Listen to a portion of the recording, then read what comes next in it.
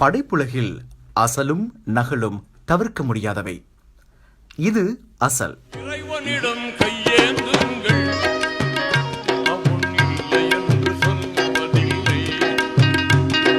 பொறுமையுடன் கேட்டு பாருங்கள், அவன் பொக்கிஷத்தை மூடுவதில்லை. இது நகல். இல்லை என்று சொல்லும் மனம் இல்லாதவன், ஈடு இணை இல்லாத கருணையுள்ளவன், இன்னல் பட்டி கெழுங்குரலை கேட்கின்றவன், எண்ணங்களை இதயங்களை பார்க்கின்றவன். இறைவனிடம் கையேந்துங்கள், அவன் இல்லை என்று சொல்லுவதில்லை.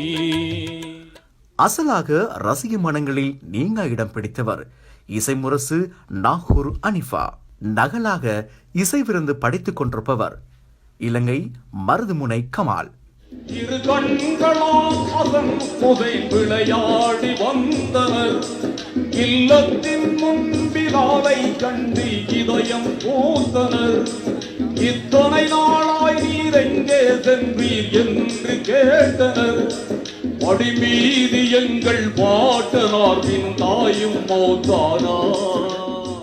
தமது ஆழமான வெண்கல குரலில் இறைவனிடம் கையேந்துங்கள் என்று பாடி இன மத வேறுபாடுகள் இல்லாமல் ரசிகர்களை கவர்ந்த இசைச்செம்மல் நாகூர் அனிஃபா ஒரு பின்னணி பாடகராக மாத்திரமன்றி தாமே பாடல்களை எழுதிய பாடலாசிரியராகவும் திகழ்ந்தவர். 1928ஆம் ஆண்டு தமிழ்நாட்டின் நாகூரில் பிறந்து தமது ஊரை தமது பெயரின் அடைமொழியாக சேர்த்துக் கொண்ட இசைமுரசு அனிஃபாவின் குரல் 2015ஆம் ஆண்டு நிரந்தரமாகவே ஓய்ந்தது.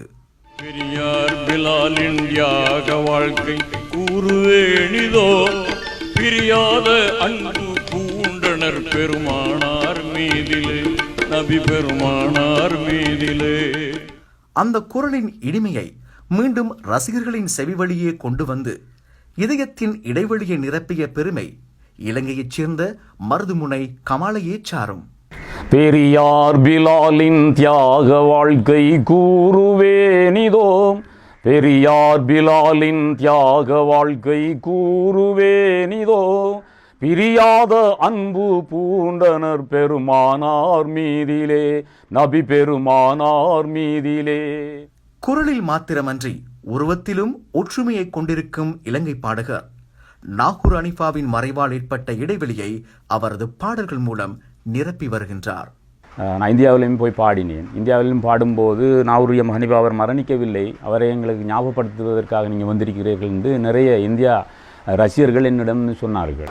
நாகூர் அனிஃபா அவரோட சந்திப்பதற்கோ அவரோட பேசுவதற்கோ நான் யார் என்று சொல்வதற்கெல்லாம் எனக்கு அந்த சந்தர்ப்பம் கிடைக்கவில்லை. இந்தியாவுக்கு போகிற நேரம் அவரை சந்திப்போம்னு சொன்னால் நோய்வாய்ப்பட்டிருந்த நேரத்தில் அவரை சந்திக்க கொஞ்சம் கஷ்டம் அப்படி என்று சொல்லி சொன்னார்கள். அதனால் அவரை சந்திக்க எனக்கு வாய்ப்பில்லாமல் அல்லாஹ்வின் பேரருளை நம்பி நில்லுங்கள், அவனிடத்தை குறையனைத்து சொல்லி காட்டுங்கள், அன்பு நோக்கி தருவதென்று அழுது கேளுங்கள். அதிகமானவர்கள் என்னிடம் சொல்லியிருக்கார்கள், கெசட்டை போட்டுவிட்டு நீங்கள் வாயாசைக்கல் என்று சொல்கிறாங்க அப்படின்லாம். எனக்கு அப்படி சொன்னாலும் எனக்கு அதெல்லாம் ஆத்ம திருப்தி இல்லை. நாகூர் அனிஃபா அவர்களை நான் சந்திக்கவில்லை என்றதான் இன்றும் எனக்கு என் மனதில் ஒரு கவலையாக இருக்கின்றது. இவரது இசைப்பணியில் அசலென்றும் நகலென்றும் வித்தியாசம் காண முடியாத திறமை இறைவனின் அருங்கொடை. தோற்றத்தையும் அந்த குரலையும் அல்லாஹ் தந்ததுக்கு அவனுக்கு நன்றி செலுத்த வேண்டும். உருவத்தை எனக்கு தந்திரியான் என்று சொல்லி நிறைய பேர் என்னிடம் சொல்லுவாங்க. அது நான் அல்லாஹ்க்கு தான் புகழ் அனைத்தும் அல்ஹம்துலில்லாஹ். தாய்மொழி தமிழ் மொழியாக இருக்கும்போது நான் தாய்மொழியை நேசிக்கின்றேன், தமிழ் மொழியை நேசிக்கின்றேன்.